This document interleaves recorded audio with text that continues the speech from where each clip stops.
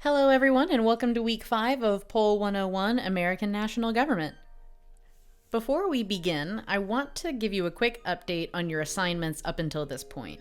My plan is to have your discussion board posts and presidential debate essays, for those of you who did them, graded before next week and posted to Canvas, and next week I hope to get all of your exam scores back to you. My goal is to always have your assignments graded and posted on Canvas within 14 business days after the due date, and I know you've had a few assignments due back to back, so I'm going to be trying to get those graded as quickly as possible so you can have a good idea of where your grade stands. As always, if you have any questions, please don't hesitate to send me an email or schedule a meeting with me, and I'm always happy to go over your progress with you. And with that being said, let's go ahead and jump into the lecture on public opinion today. So today I'm going to try to cover all of the bases of the study of public opinion in political science. Where do political attitudes come from? What is political socialization? How does it shape our attitudes? Are political attitudes stable or consistent? Is public opinion informed? And in the second half of the lecture, we'll talk about the scientific method of measuring and analyzing public opinion. So we'll talk about the tools that are used to gauge or measure public opinion. How do we interpret and evaluate polls? How can we spot bias in our measurement? And finally, should politicians be responsive to public opinion? So there's two guiding principles that motivate how we develop attitudes and beliefs about the world around us. The first being the primacy principle, and second, the structuring principle. The primacy principle guides our fundamental values and belief structures. Do you ever touch a burning stove as a kid because you couldn't resist the allure of those hypnotic red-hot burners? Yeah, and you probably burned the hell out of yourself and never did it again. And that's a perfect example of the primacy principle in action. What is learned first is learned best. But it's also during this period in our lives, when we're youngest, that we learn some of our most critical social skills like sharing, kindness, respect, obeying authority, patience, and things of that nature. There's actually some really fascinating political science research and social psychology research that shows just how having siblings can affect your political ideology. So people with siblings, on average, tend to be more supportive of redistributive political policies. So here we're talking about things like unemployment benefits, welfare programs, and policies that share or redistribute wealth, because children with siblings are constantly being reinforced the value of sharing. Boys who grow up with sisters are also significantly more likely to identify as Republicans or conservatives, because there's usually a societal expectation that boys have to defend the honor of their sisters or act as protectors. They have more conservative gender expectations as well. Sisters are more likely than brothers to help with the dishes, cleaning, and laundry, these traditionally feminine domestic housekeeping activities, which can reinforce gender-specific normative expectations among young boys. So socialization really plays a fascinating role that defines our expectations of society and how government ought to regulate that society. So this is an example of the primacy principle. What is learned first leads us to the structuring principle. What is learned first structures how you learn later. So if you grew up not having to share without any siblings, you might be less inclined to think redistributive policies are important. If you grew up in a household where all of your sisters did the housework or all of your brothers did the yard work, that might structure how you perceive gender roles in other areas of life and society. If you grew up in a predominantly white neighborhood and went to predominantly white schools, you might not think that social justice and inequality are major issues in American politics. And again, these are very broad generalizations, but altogether, our political attitudes are inherently shaped by all of these different agents of socialization. So we've talked about how having siblings can influence your political attitudes, or the type of neighborhood that you grew up in, or what else? Well, political scientists have extensively analyzed how religion, parents, the type of school you go to, the type of friends you had growing up, your geographic location, your race, your gender, your age, your socioeconomic status, even your genetics. all play a role in how we perceive society and the government's responsibility to regulate that society. Politics in general also shape our attitudes about government. Most Americans identify with or lean towards one of the two dominant parties in the United States, being Democrats or Republicans. And both parties promote fundamentally different ideologies in order to appeal to two different visions or normative expectations on how society ought to be regulated. So just to clarify, political ideology refers to a certain ethical set of ideals, principles, or doctrines that explain how a society should function. That's the definition I'd like you to know for the next exam. So for conservatives, that translates into a belief in personal responsibility, limited government, free markets, individual liberty, traditional American values, and strong national defense, and they believe that the role of government should be to provide people the freedom necessary to pursue their own goals with limited government interference. Liberals, on the other hand, believe in government action to achieve equal opportunity and equality for all. It's the duty of the government to alleviate social ills and to protect civil liberties and individual and human rights. They believe the role of the government should be to guarantee that no one is in need, regardless of how much government interference it takes. And we'll get into the specifics of ideology and political parties in more detail next week, but this is just a brief introduction on the key differences between the two parties for now. In fact, in this module, you'll take a short quiz from the Pew Research Center, which argues that there's really closer to 9 different types of partisan identities, far more nuanced than just Republican or Democrat. And I'm going to have you post the results that you got from that survey into your weekly quiz this week, so we can talk about the how political ideology differs among this class in particular. So I think that will be a fun exercise to kick off next week's lecture with. So due to various historical and ideological reasons, we no doubt see multiple group identities manifest among pretty specific ideological lines. And here's kind of where we get into the realm of identity politics, and I'm not going to go into too much detail on that here, but here's a nice table to show examples of how certain groups in society generally gravitate towards various partisan lines or partisan groups. So our identity absolutely plays a big role in our perceptions of society, and again, our perceptions of how the government ought to regulate that society. The next thing I want to talk about is the stability of public opinion. So would you say that you hold pretty consistent views on politics and policy, or would you say that your opinions are easily persuadable? So most people tend to be under the impression that our opinions are pretty stable, and based upon the degree of political polarization that we often see today, a lot of people think that our opinions are pretty crystallized and difficult to persuade. But there's some really fascinating research in political science that thinks otherwise, and I want to share an example of that research with you today.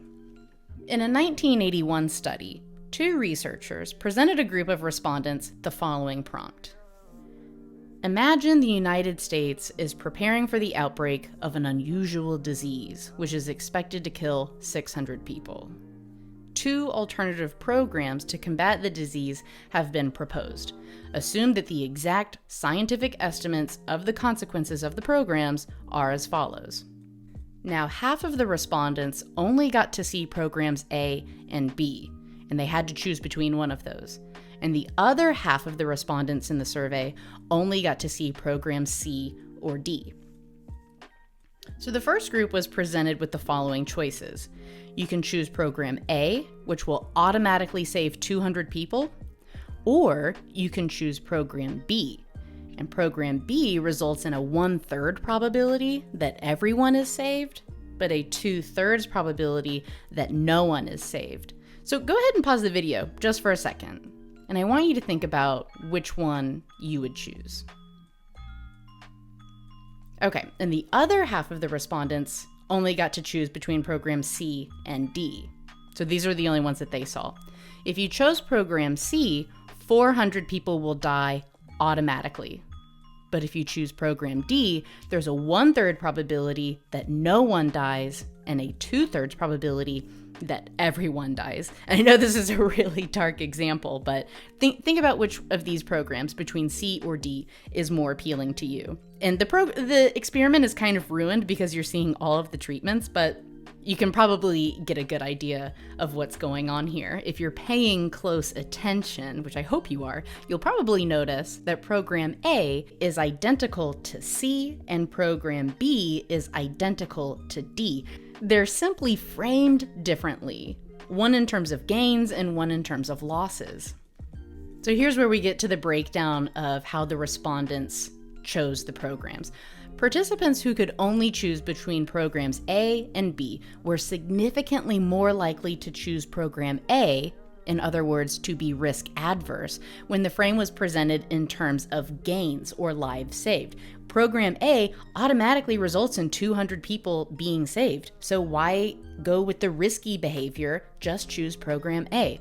However, participants who could only choose between program C and D were significantly more likely to choose program D. They were more likely to be risk-seeking because the frame was automatically presented in terms of losses or deaths.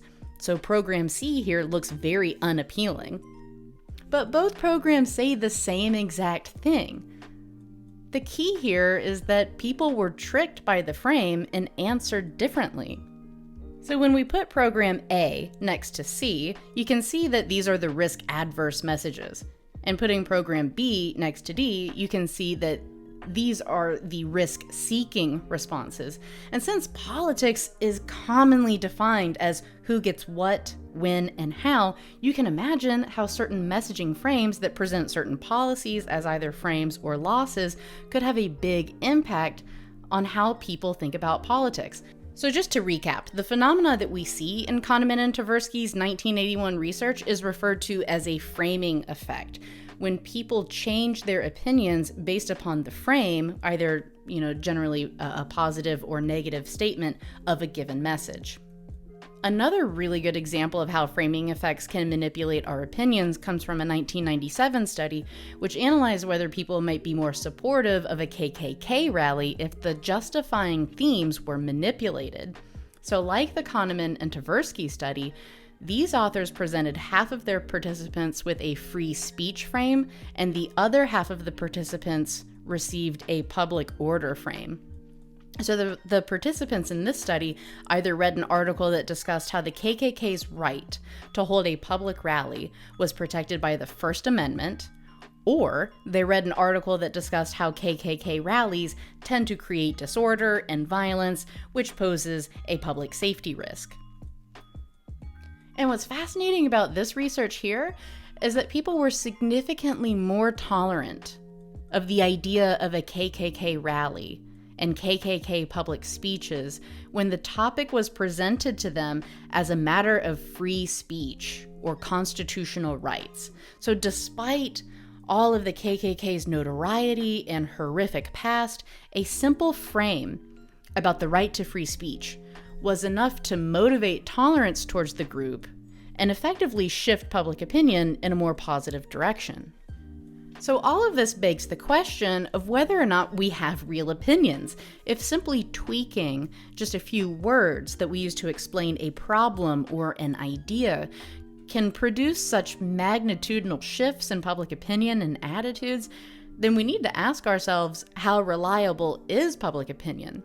A really common example that you hear about today is that people are generally more favorable of the Affordable Care Act and less favorable towards Obamacare, even though these are just different names for the same exact policy.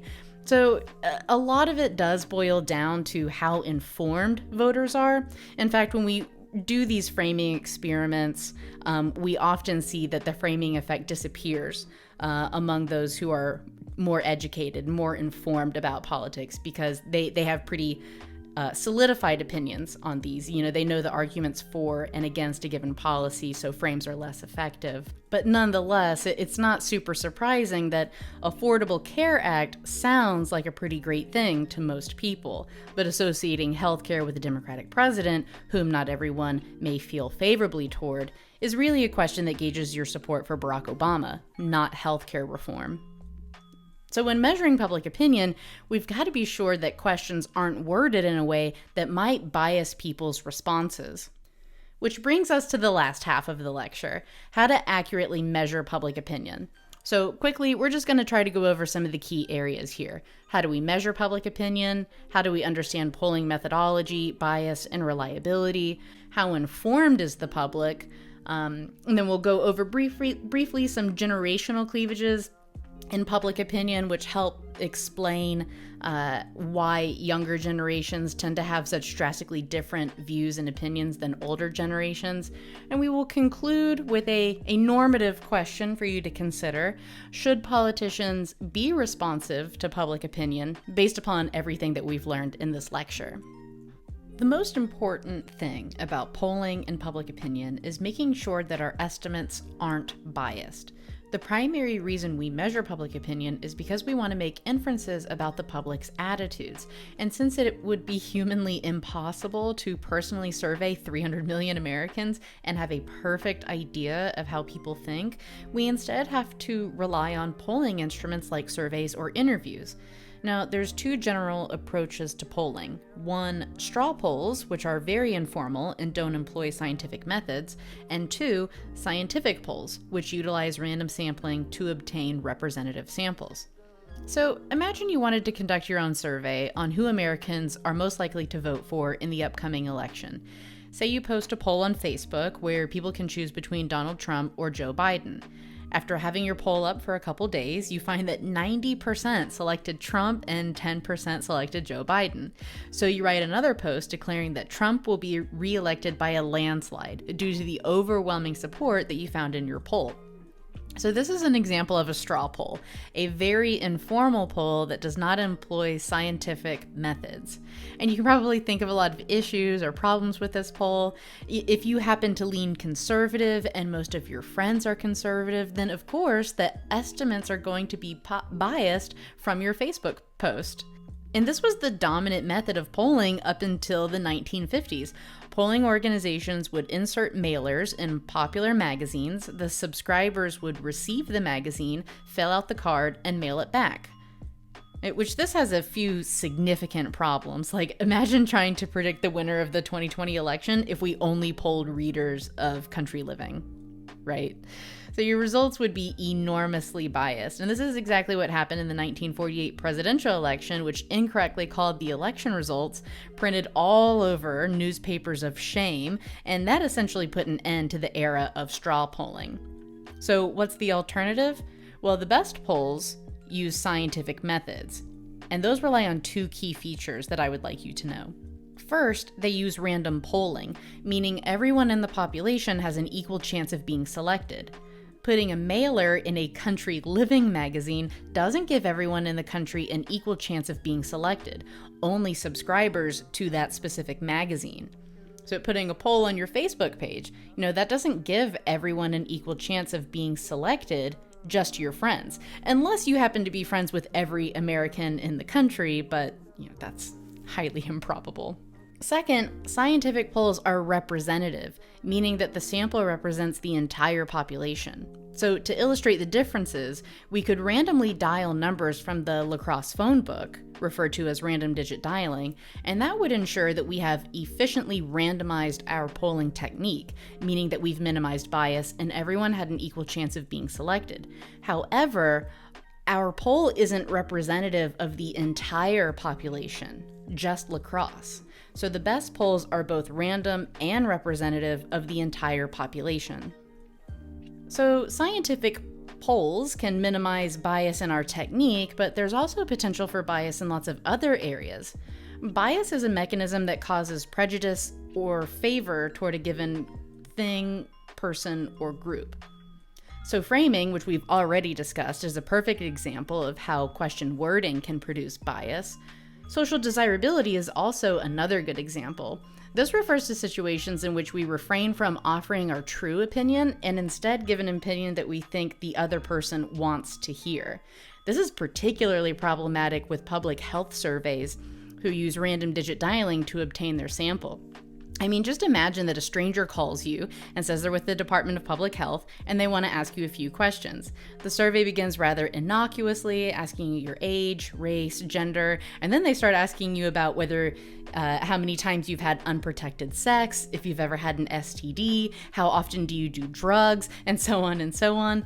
Even though these surveys are random and your identity is not associated with your response, people tend to answer these questions untruthfully in order to avoid judgment. So a lot of researchers in public health admit that, our estimates on things like the questions that I just posited are severely underrepresented because people aren't willing to be truthful on these types of questions. Some even argue that the underpolling of Donald Trump in major swing states in 2016 was driven by social desirability. Specifically, his candidacy was so controversial that some people may have been reluctant to voice their support for him when asked. Priming effects is another common problem that you actually see pretty frequently in poorly designed polls. Imagine you're conducting a study on how gender stereotypes influence candidate evaluations.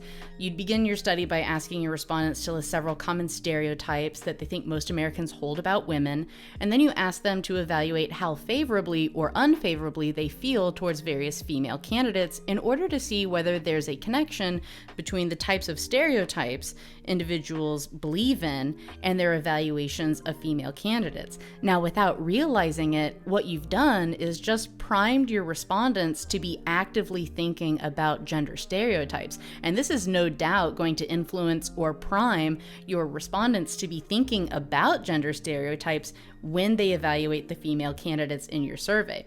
So pollsters have to be really careful when asking these types of questions.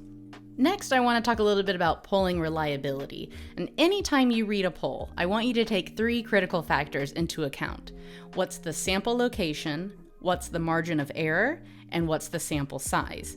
Each of these have major implications on the extent to which we can make inferences about those results.